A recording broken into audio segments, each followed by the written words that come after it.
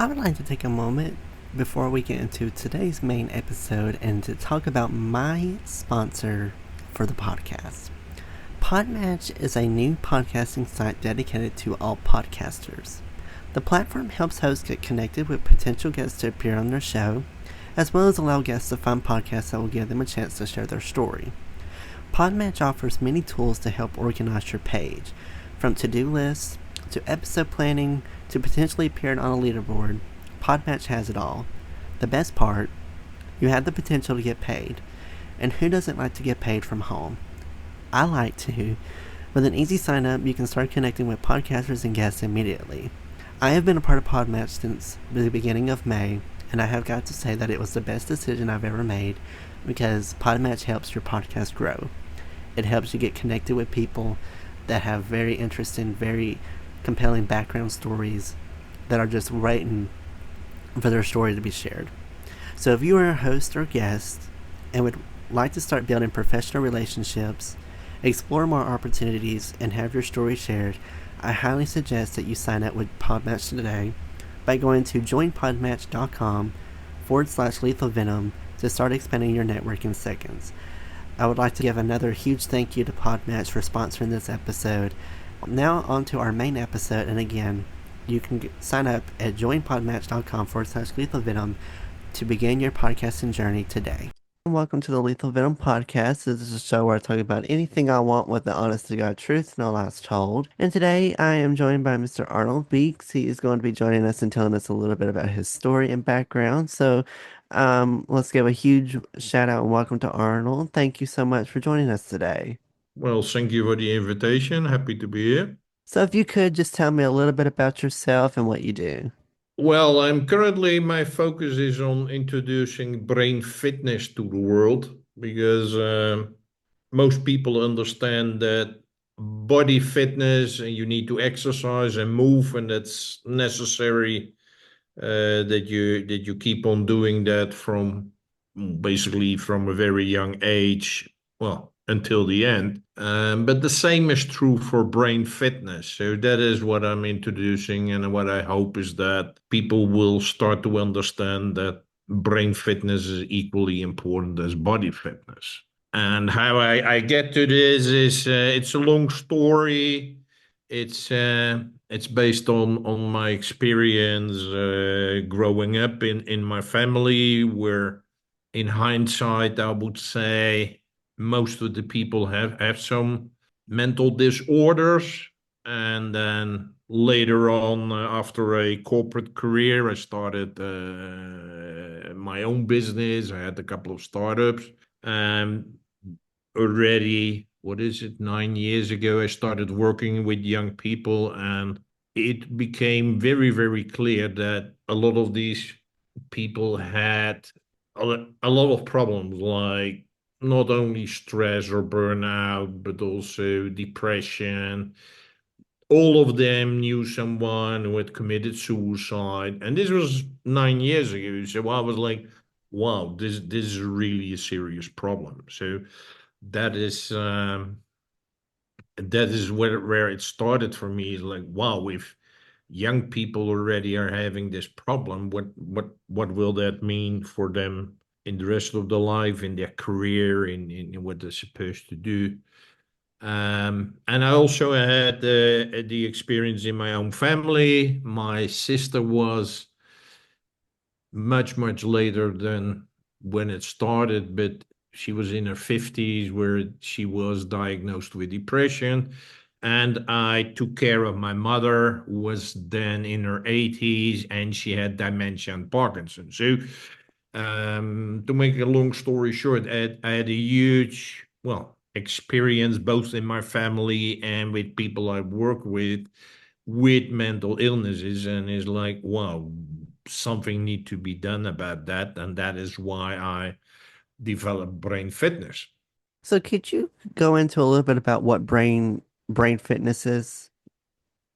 My definition of brain fitness is a state of psychological and physical well-being in which an individual uses his or her uniqueness, learns continuously, deals with obstacles, and contributes to a better world for everyone. What are some components of brain fitness training? I have 6 steps.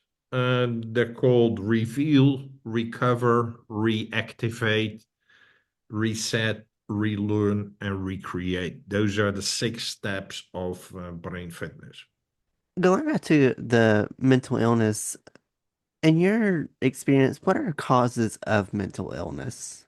There are many, many, many causes, but the top causes, in my opinion, are social media and the smartphone. Number two, it's a lack of sleep.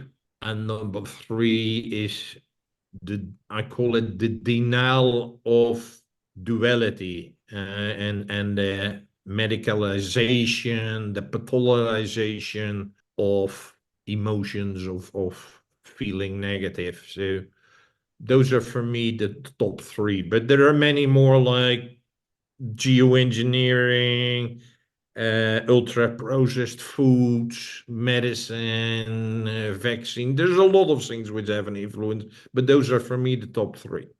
Do you have an idea of why mental illness is exploding?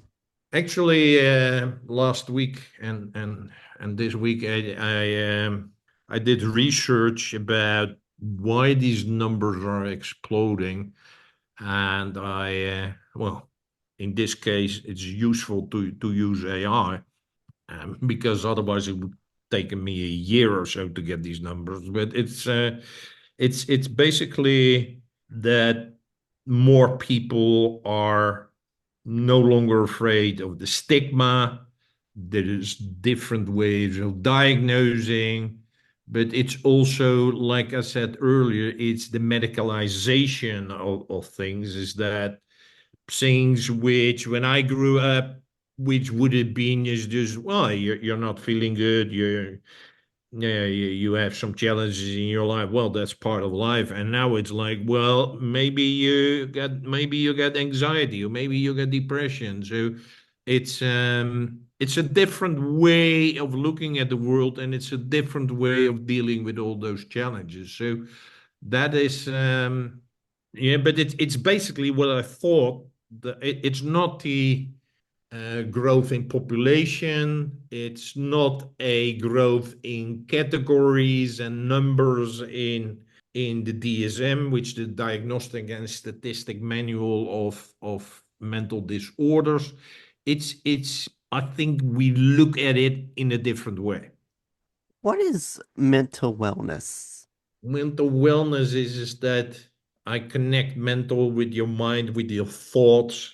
And most of us, the majority of our thoughts are negative, and the majority of our thought is a repetition of previous thoughts. It's always like, yeah, we're ruminating, we're in a loop where we're always repeating the same thing. Oh, that person said this and he shouldn't have said that. Or that person was not nice to me. Why was she not nice to me? And why did it happen? And that thought keeps on going on and on. Mental wellness is that you get rid of that repetition. You get rid of all those negative thoughts, and you try to focus on positive thoughts. Why is change so hard? Change is hard because I think we humans have a built-in barrier to change. It's built in, and think about resistance to change. Think about laziness. Think about fear. Think about ego. So there are a lot of things inside of us which block, which form a barrier that we are not focused on change, and that once we are in change, there all kinds of things pop up inside of us, which says, oh, we don't want that change. Yeah, so it's built in. It's like, yeah, it's like the someone who designed the human beings made us in such a way that if we want change, it takes time, it takes effort, and it's not easy. Can you explain and give your definition of what is neuroplasticity? Neuroplasticity is the capability of the brain, basically in our head, which enables us to form new connections between neurons in our head. Yeah? We can rewire and make new connections all the time, and basically, until our life ends. So it is it's the capability of learning something new, of having new experiences all of your life. That is what neuroplasticity is. What is it? What is digital dementia? Well, most people know dementia with elderly people, which has different symptoms, but a lot of it is, well, they might become a bit childish, they lose their memory, they don't recognize you.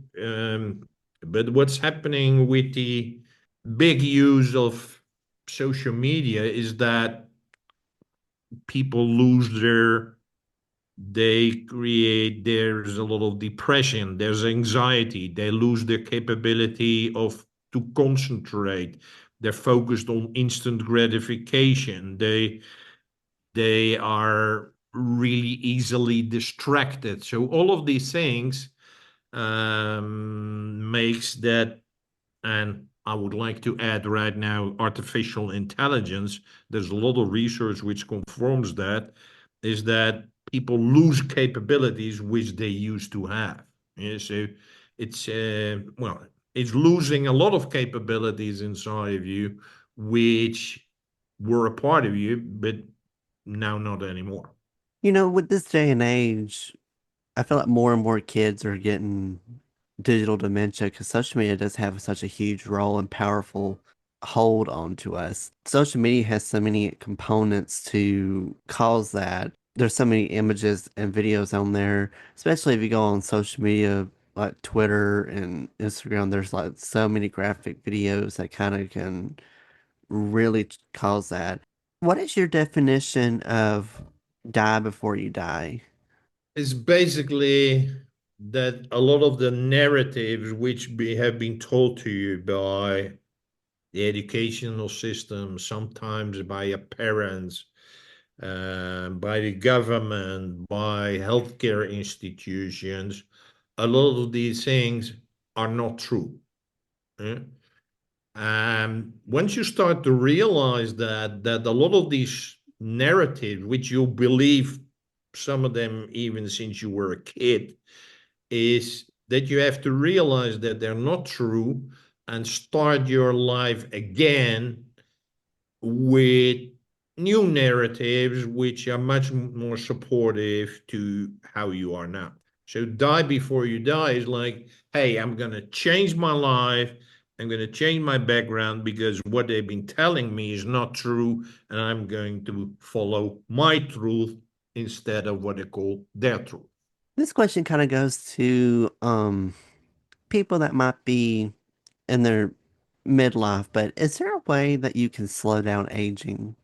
Yes, absolutely. There, it's become a, well, I don't know whether popular is the right word, but let's use that for now. Longevity is becoming a lot of interest. There's a lot of research around it, what you should be doing. But basically, it's like what I already said in the beginning is like you should be continuing with your body fitness, so exercise and move basically the whole of your life. But the same is true for brain fitness, is that you have purpose, complexity, challenge in your life, which means that you, well, you stretch your brain, and that you have to keep on using it. And those things are proven to be really, really good for slowing down aging. What advice do you have for this generation of kids to help prevent mental health issues that will come about, and as well as digital dementia. What advice do you have those for those people? Yeah, I call it the three L's. Number one is live your own life. That sounds simple, but we are taught and told by all the people in power, from our parents to our teachers to our bosses, to live someone else's life, to live the life of your parents, teachers, and bosses. So, what I hope that people will do is that they start to live their own life. That's number one. Number two is that you have to learn continuously, is that there is a wrong, it's still part of the narrative, is like the moment you you finish school or your education, like when you're 20, 25, people stop learning, and that is not good. Things are changing at all kinds of levels all over the world in all aspects of our lives, so we have to continue learning. So step two is learn continuously, and step three, probably even the most important one, is love yourself unconditionally. For people that want to learn more about what you do for a cause and what you do to help people that may be going through this, where all can they find you at? Well, the most easy thing is I would recommend that they go to my website. It's called braingym.fitness. Braingym.fitness. That's where they can find some masterclasses. Those are 90-minute videos where I address specific topics like emotions, like aging, like relationships, like your curiosity, uniqueness. And I have a training program, a 15-week training program with one 90-minute session with me, where I teach people basically what I call from fitting in to flying out. Fitting in is what most of us do and have done from the moment we are born until we are working for a boss. And I help you to, well, at least deal with that in a better way, which I call from fitting in to flying out. That's my 15-week training program. So that's all you can find at braingym.fitness. Well, I appreciate you so much for joining us today. And for my listeners, I will always put his information on his website and all of his social media links down in the description box below. If you would like to check me out on social media, I'm Lethal Venom Podcast on Instagram and TikTok. On Facebook, it's Noah's Podcast. That's where you get all my information about my podcast as well as my other two podcasts. I'm the host of the Music Talks podcast, a show where I talk mainly about music and albums, as well as a book podcast where I talk about books and only books and everything book related. That one's called Southern Reads. Um, all those two podcasts, as well as this podcast, are available on Spotify, Apple Podcasts, Amazon Music, iHeartRadio, YouTube, Pandora, and basically wherever you get your podcast from, it's there. Again, a huge thank you to Mr. Arnold for joining us today. And did you have anything that you would like to close this out on? Yeah, I would like to repeat to people is live your own life.